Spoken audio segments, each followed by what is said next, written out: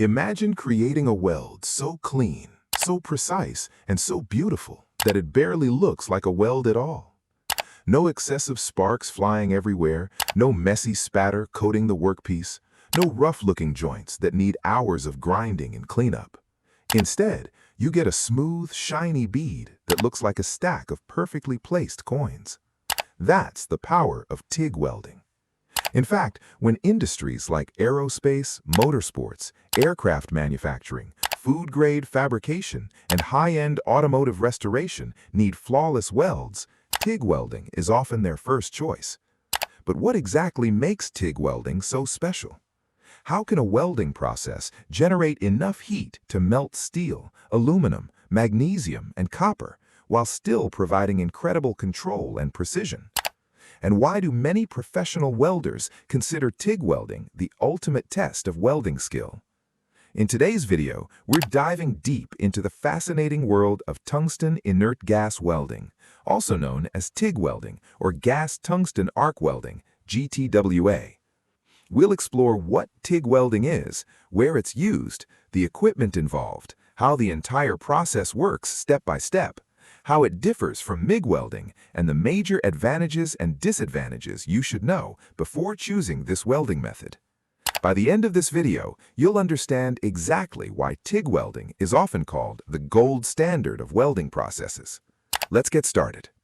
What is TIG welding?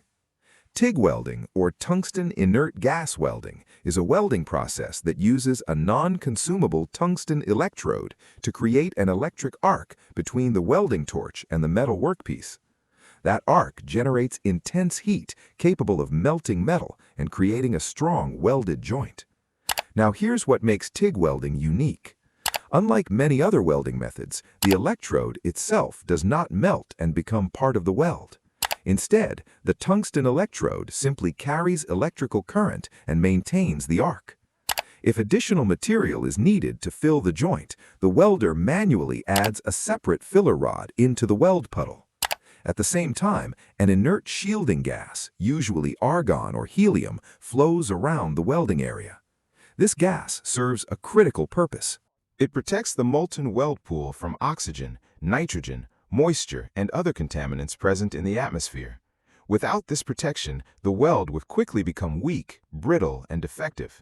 The result is an exceptionally clean, strong, and visually appealing weld. Because of its precision and control, TIG welding is commonly used on thin materials and applications where weld quality is absolutely critical. Why is it called TIG welding? The name itself tells us a lot about the process. Tungsten refers to the electrode used to create the welding arc. Inert gas refers to the shielding gas that protects the weld from contamination. The technical name for TIG welding is gas tungsten arc welding, or GTAW. Regardless of what you call it, both names describe the same welding process. And interestingly, tungsten was chosen because it has one of the highest melting temperatures of any metal on Earth. This allows the electrode to withstand the intense heat of the welding arc without being consumed during the process. That's a major reason TIG welding can achieve such precise control. Where is TIG welding used? One reason TIG welding remains so popular is its incredible versatility. It can weld a wide range of metals while producing exceptionally high-quality results. Let's look at some of the industries that rely heavily on TIG welding. Aerospace industry. Aircraft and spacecraft components demand absolute precision. Even the smallest welding defect can compromise safety and performance. Because TIG welding produces clean and reliable welds, aerospace manufacturers frequently use it for critical components.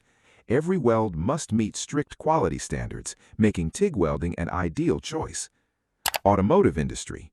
The automotive industry uses TIG welding extensively for exhaust systems, roll cages, chassis fabrication, performance parts, and aluminum components. Many custom car builders prefer TIG welding because of its strength and attractive appearance. If you've ever admired polished aluminum intercooler piping or custom exhaust headers, there's a good chance TIG welding was involved. Tool and die repair. Repairing expensive tools can save manufacturers thousands of dollars. TIG welding allows technicians to rebuild damaged sections with incredible precision. This is especially useful when repairing aluminum and magnesium tooling. Thin wall tubing. TIG welding excels when joining thin tubing. This makes it popular in industries such as food processing, pharmaceutical manufacturing, racing fabrication, and aerospace systems. The process minimizes distortion while maintaining strong joints. Artistic metalwork. Many artists and metal sculptors choose TIG welding because it creates neat and aesthetically pleasing welds. The finished product often requires little cleanup, preserving the beauty of the metalwork. The main components of a TIG welding system. To understand how TIG welding works, we first need to understand the equipment involved. Every TIG welding setup consists of several essential components. 1. Power source. The power source supplies electrical energy needed to create the arc. Unlike some welding methods, TIG welding requires a constant current power source. This ensures stable heat input throughout the welding process. TIG welders can operate using alternating current, AC. AC is commonly used for welding aluminum and magnesium. These metals naturally form oxide layers that are difficult to remove. Alternating current helps break up these oxides while maintaining a stable arc. Direct current, DC. DC is typically used for steel, stainless steel, copper, and titanium. It provides concentrated heat and deeper penetration. Most TIG welding applications on steel use direct current electrode negative, DCEN. Tungsten electrode. The tungsten electrode is arguably the heart of the TIG welding process. Its primary job is to carry current and maintain a stable arc. Since tungsten has an extremely high melting point, it can withstand intense temperatures without being consumed. Different tungsten electrodes are available for different applications. Pure tungsten, often identified with a green color code. Pure tungsten works well with AC welding and produces stable arcs. Thoriated tungsten. These electrodes are available in several compositions. These electrodes can handle higher currents and maintain sharp tips longer. They are often used for DC welding applications. Lanthanated tungsten. These are popular because they offer excellent arc starting, excellent arc stability, and long service life. Many welders consider them a versatile, all-purpose choice. Serrated tungsten. Known for smooth arc starts and excellent low current performance. These electrodes are frequently used for precision welding.